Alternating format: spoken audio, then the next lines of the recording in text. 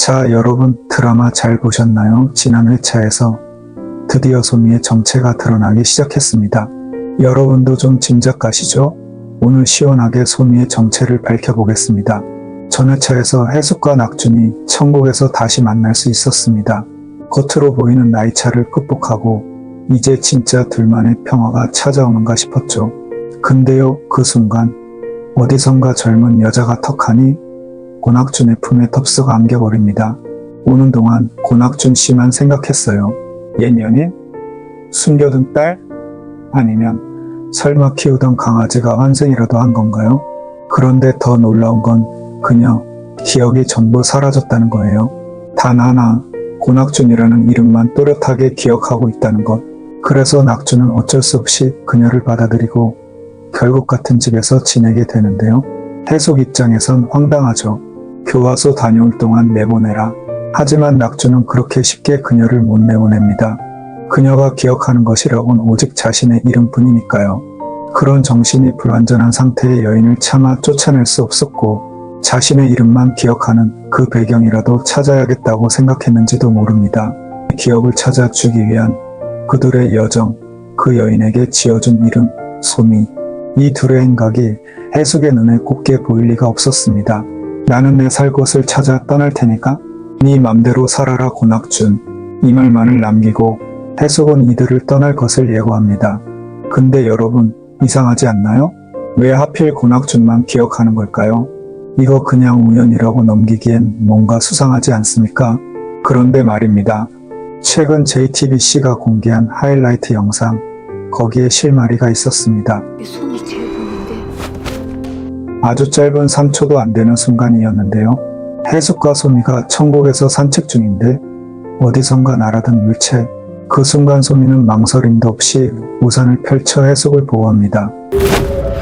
영화가 보여. 영애가 죽었단 말이야? 그 장면 위로 해숙의 말이 전해지죠. 왠지 소미를 보고 있으면 영애가 보여. 낙준도 심각하게 답합니다.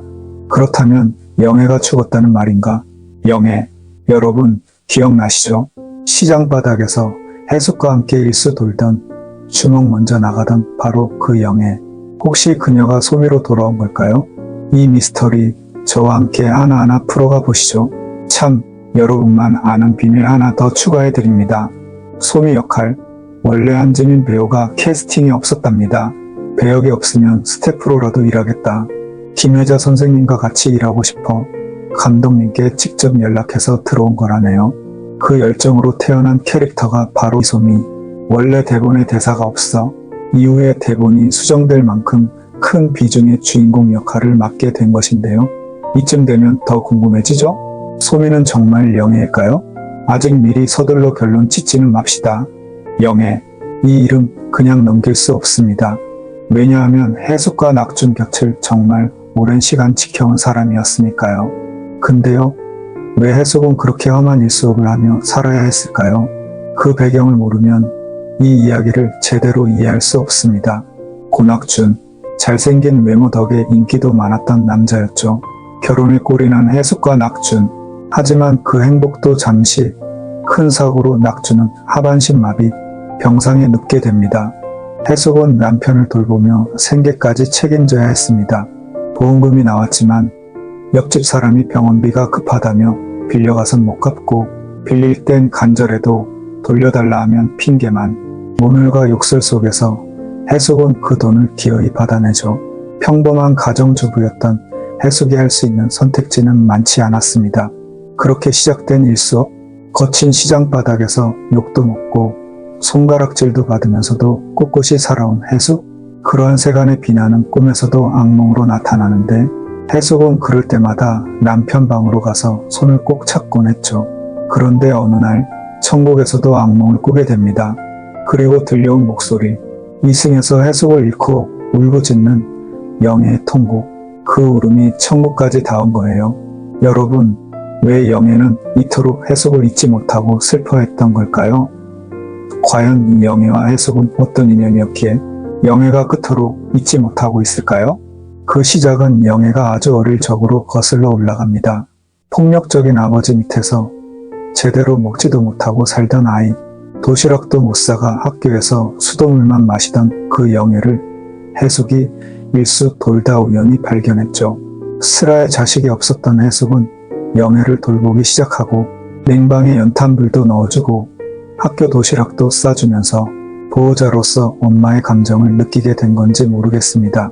그러다 영애가 아빠의 폭력에 노출되어 있는 것을 발견하고 악착같이 받아내려 했던 일수돈을 오히려 포기하고 영애를 데려오면서 이렇게 말했죠. 도시락은 내가 싸줄게.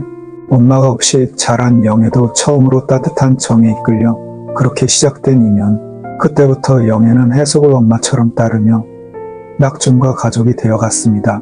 고양이 소녀까지 함께 거친 시장에서도 영애는 해숙을 지키려 싸워왔습니다. 물건을 던지는 사람, 돈을 거부하는 사람 앞에서 주먹을 내세우며 그 속에서도 변함없는 애틋함. 낙준이 병상에 누운 동안 해숙은 늘 정성껏 음식을 준비했죠. 그 모습을 곁에서 지켜보던 영애. 그리고 매일같이 반복되던 두 사람의 애정행각. 하루 이틀이 아니었습니다. 그 생활 몇 년이고 계속됐죠. 그러던 어느 날 또 다시 닭살 돋는 부부의 애정 표현.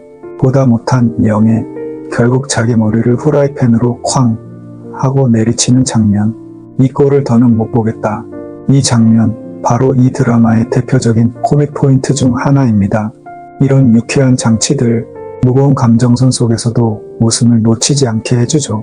그리고 해숙이 모든 걸 내려놓고 남편을 따라가기로 결심하던 날, 영애는 난동을 부리며 외칩니다. 필살기, 우선 신곡만이라도 전수하고 가세요. 해숙은 영애에게 그 기술을 전수하고 세상을 떠납니다. 남겨진 영애, 해숙을 잊지 못한 채 살아가던 어느 날, 버스를 타고 가다 우연히 발견한 전집, 끌리듯 들어선 그곳에서 해숙을 빙의한 듯한 무당에게 휘둘리죠. 제가 천국에 가서 사장님을 업어줄 거예요. 그리고 뛰쳐나가다 큰 사고를 당하게 됩니다. 그렇다면 정말 영애는 해숙을 따라간 걸까요? 솜이라는 이름으로 그렇게 천국에 다시 나타난 것일까요? 무엇인가 더 있을 것 같다는 느낌. 저 혼자만의 느낌은 아니죠. 그런데요, 너무 쉽게 결론 내리긴 아직 이릅니다. 왜냐하면 제작진이 곳곳에 깔아둔 단서들, 오히려 다른 가능성들을 계속 열어두고 있기 때문이죠. 공식 배역 설명에 따르면 해숙은 결혼 초기에 시어머니와 잠시 함께 살았던 적이 있죠. 하지만 그 시어머니가 일찍 세상을 떠난 것인지, 혹은 해숙이 일수를 나가며 시집살이에서 자연스럽게 벗어난 것인지는 정확하게 밝혀진 바가 없습니다. 물론 이 정보 하나만으로 소미의 정체를 단정할 수는 없습니다. 하지만 이런 디테일이 굳이 배역 설명에 들어가 있다는 것, 그 자체가 살짝 걸리는 부분이죠. 혹시 나중에 우리가 무심코 지나쳤던 클루가 될 수도 있다는 생각, 여러분은 안 드세요? 여기서 첫 번째 클루가 나갑니다. 기억나시죠? 소미는 처음 지옥행 열차에 올라탔었어요. 그런데 낙준이 그녀를 그 열차에서 구해내면서 천국으로 함께 오게 됐습니다. 그런데 이상하지 않나요? 만약 소미가 영애라면 왜 해숙이 아닌 낙준이 그녀를 구해야 했을까요? 혹시 소미와 낙준 사이에도 영애와는 또 다른 연결고리가 있었던 건 아닐까요? 두 번째 단서입니다. 소녀와의 만남을 살펴보자고요. 소녀, 생전 고양이였던 소녀가 천국에서는 예쁜 소녀의 모습으로 다시 등장하죠. 그런데 해숙은 자꾸 눈앞에 나타나는 소녀를 처음엔 알아보지 못합니다. 소녀가 물병을 쓰러뜨리는 행동을 하자 그제야 소녀구나 하고 알아차리죠. 머리를 쓰다듬으려 하자 피하면서 하는 말, 왜 이리 못 알아보는 거야? 귀엽게 쏘아붙입니다. 해숙은 소녀답다고 생각하면서 뭔가 이상함을 느낍니다. 그런데 너 왜 엄마한테 반말하냐? 그러면서 그동안 낙준을 지켜줘서 고맙다는 말을 합니다. 이 말을 우리는 여기서 잘 기억해야 합니다. 사실 소녀는 해숙이 일수나가 있는 동안 하루 종일 낙준과 집에서 같이 생활했던 것이죠. 그것도 아주 오랜 세월 동안. 이러한 단서들을 종합해 볼 때 소녀가 생전에 해숙보다는 낙준과 더 가까웠다는 암시 아닐까요? 그렇다면 소녀도 이해로 해숙보다는 낙준과 더 친밀한 관계였고 소미 역시 낙준과 더 특별한 인연을 가진 존재일 가능성, 우리는 이 두 가지 사실을 연결하여 생각해 볼 수밖에 없습니다. 또 하나 중요한 단서가 있습니다. 저승행으로 안내하는 저승사자의 말, 천국행 열차를 놓치면 이승을 떠도는 유령이 될 수도 있다. 이렇게 한번 가정해보면 어떨까요? 혹시 소민은 이승을 떠돌던 유령이었고 낙준 덕분에 간신히 천국에 들어올 수 있었던 것. 오랫동안 이승의 머문 탓에 그래서 기억이 온전하지 못하게 되고 그럼에도 이승의 끈인 아들의 이름만은 잊지 못하고 있는 상태가 아닐까 하는데요.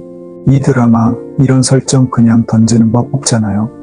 네 번째 단서를 살펴보겠습니다. 환생의 구조편인데요.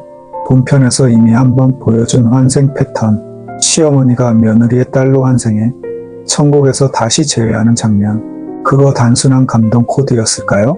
굳이 몰라도 되는, 아니 모르면 이해가 잘 되지 않기 때문에 미리 깔아놓은 그 고부의 환생의 법칙 그 자체가 굉장히 중요한 장치일 수도 있다는 생각, 지우기 어렵습니다. 그래서 정말 소미는 누구일까요? 여러분 어떻게 생각하세요? 소미가 아직 영예라고 생각하실 수도 있어요. 어쩌면 소미는 어머니가 다시 돌아온 것일지도 모르겠죠. 혹은 우리가 아직 알지 못하는 또 다른 존재? 이 미스터리, 아직 모든 퍼즐이 맞춰진 건 아닙니다. 여러분, 여기까지 오시느라 너무 힘드셨죠? 이제 마무리를 지어보겠습니다.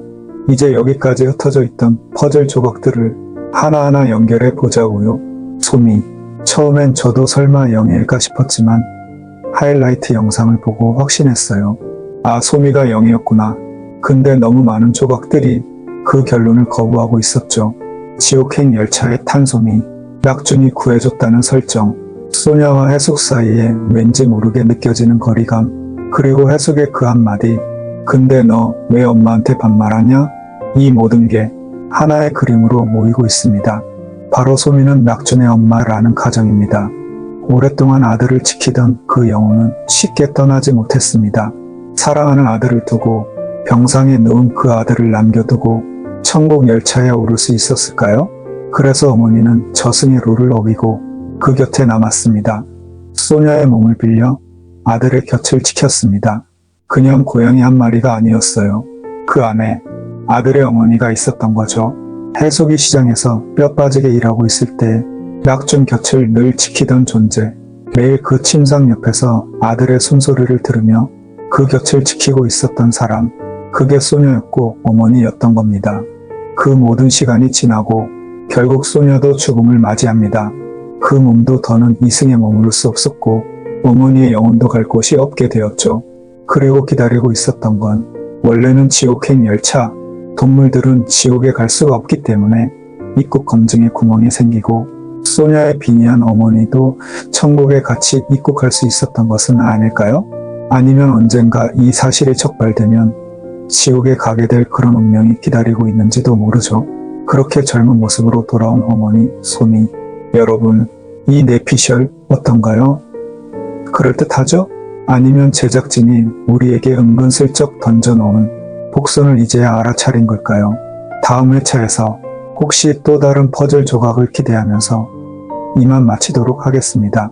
여러분 생각은 어떠신가요? 소미는 정말 영예일까요? 아니면 낙준의 어머니일 수도 있겠다 생각되시나요? 궁금하신 분들은 댓글로 소통해요. 구독과 좋아요, 알림 설정 잊지 마세요.